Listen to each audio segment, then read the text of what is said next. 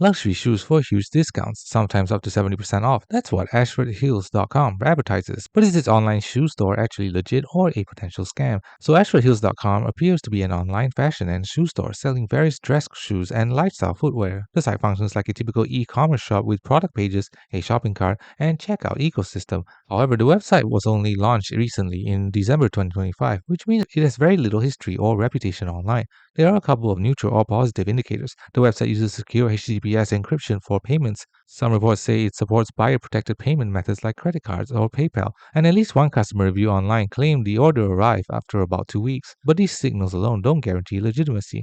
There are also several warning signs. Scam detection tools give the site a very low trust score of around 23.9 out of 100, labeling it suspicious.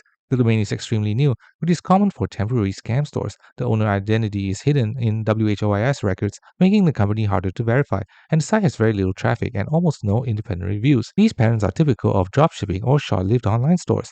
So is AshfordHills.com real or fake? Right now, it looks high risk and not well established. While it might deliver orders, the low trust score and new domain mean you should be cautious. The bottom line, it appears suspicious and unproven, so it's safer to buy shoes from more established retailers.